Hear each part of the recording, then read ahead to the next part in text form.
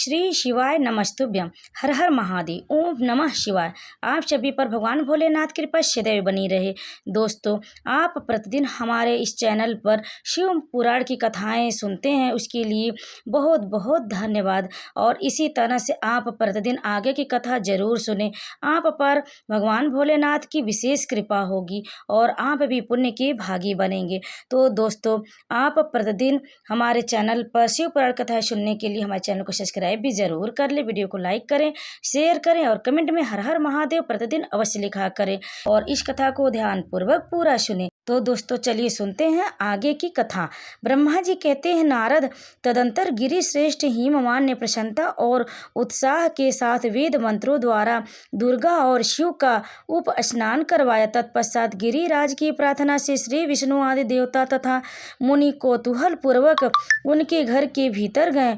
वहां उन्होंने वैदिक और लौकिक आचार का यथार्थ रीति से पालन करके भगवान शिव के दिए हुए आभूषणों से देवी शिवा को अलंकृत किया। सखियों और ब्राह्मण की पत्नियों ने पहले पार्वती को स्नान कराया, फिर सब प्रकार से वस्त्राभूषणों द्वारा विशोभित करके उनकी आरती उतारी। तीनों लोकों की जननी महाशैल पुत्री सुंदरी शिवा दिव्य वस्त्र आभूषणों से सुसज्जित होकर मन ही मन भगवान शिव का ध्यान करती हुई वहीं बैठी।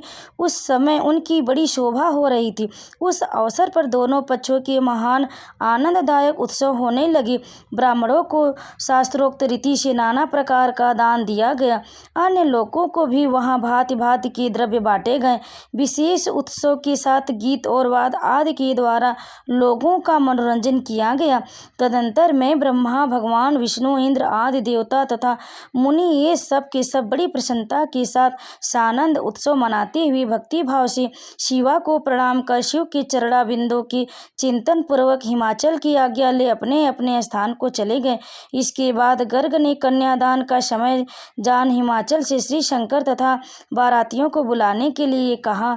फिर तो बाजे बजने लगी। हिमाचल के मंत्रियों ने जाकर वर और बारातियों से शीघ्र पधारने के लिए प्रार्थना की। वे बोले, कन्यादान के लिए उचित समय आ गया है, अतः आप लोग शीघ्र मंडप में पधारे। तदंतर भगवान शिव को सुंदर वस्त्र आभूषणों से सुसज्जित करके वृषभ की पीठ पर बिठाया गया और जय बोलते हुए सब लोग चले। भगवान शंकर को आगे करके बाजा बजाते हुए और कौतुक करते हुए सब बाराती हिमालय के घर को गए। हिमाचल के भेजे हुए ब्राह्मण तथा श्रेष्ठ पर्वत कौतूहल पूर्वक शंभू के आगे आगे चलते थे। भगवान के मस्तक पर बहुत बड़ा छत्र तना हुआ था। सब ओर से उन्हें चवर डुलाया जा रहा था तथा वे महेश्वर चंदा वे के नीचे होकर चलते थे। मैं, विष्णु, इंद्र और लोकपाल आगे रहकर उत्तम शोभा से सुशोभित हो रहे थे। उस महान उत्सव के समय शंख, भेरी, पट, आनक और गोमुख आदि बाजे बारंबार बज रहे थे। इन सब के हाथ जगत के एकमात्र जीवन बंधु भगवान शिव परमेश्वर तेज से संपन्न हो यात्रा कर रहे थे। उस समय समस्त देवेश्वर उनकी सेवा में उपस्थित हो बड़ी हर्षोल्लास के साथ उन पर फूलों की वर्षा करते थे। इस प्रकार पूजित और बहुत सी स्तुतियों द्वारा प्रशंसित ही परमेश्वर शिव ने यज्ञ मंडप में प्रवेश किया। वहां श्रेष्ठ पार्वती ने शिव को वृषभ में उतारा और महान उत्सव के साथ प्रेम पूर्वक उन्हें घर के भीतर ले गए।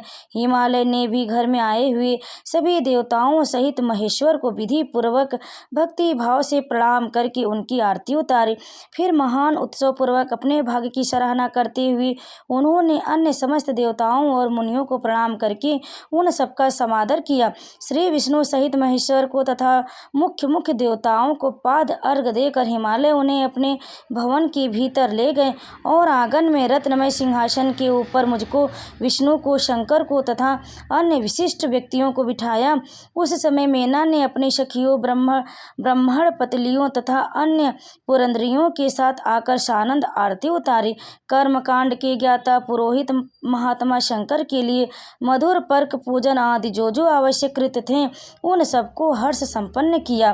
फिर मेरे कहने के पुरोहित ने प्रस्ताव के अनुरूप उत्तम मंगलमय कार्य आरंभ किया। इसके बाद हिमालय ने अंतर्वेदी में, जहाँ समस्त आभूषणों से विशोभित उनकी कृशांगी कन्या वेदी के ऊपर विराजमान थी, वहाँ मेरे और श्री विष्णु के साथ महादेव जी को ले गए। तदंतर बृहस्पति आदि विद्वान बड़े उत्साह से संपन्न हो कन्यादान की लग्न की प्रतीक्षा करने लगे। गर्ग ने पुण्याहवाचन करते पार्वती जी की अंजलि में चावल भरे और शिव जी के ऊपर अक्षत छोड़ा। परम उदार सुमुखी पार्वती ने दही, अक्षत, कुश और जल से वहां रुद्रदेव का पूजन किया, जिनके लिए शिवा ने बड़ी भारी तपस्या की थी। उन भगवान शिव को बड़े प्रेम से देखती हुई वे वहां अत्यंत शोभा पा रही थी। फिर मेरे और गर्गादि मुनियों के कहने ने शुभ ने लोकाचारवश शिवा का पूजन किया। इस प्रकार परस्पर पूजन करते हुए वे दोनों जगदमयी पार्वती परमेश्वर वहां सुशोभित हो रहे थे। त्रिभुवन की शोभा से संपन्न हो परस्पर देखते हुए उन दोनों दंपति की लक्ष्मी आदि देवियों ने विशेष रूप से आरती उतारी। ओम नमः शिवाय। और यह अध्याय यहीं पर पूर्ण हुआ। आप सभी पर भगवान शिव की कृपा सदैव बनी रहे। और इस अध्याय को अंत तक सुनने के लिए आप लोगों का बहुत बहुत धन्यवाद। अगर आपको यह अध्याय पसंद आए तो लाइक जरूर कर दीजिएगा। कमेंट में हर हर महादेव अवश्य लिख दीजिएगा। आप सभी पर भोलेनाथ की कृपा सदैव बनी रहे। ओम नमः शिवाय।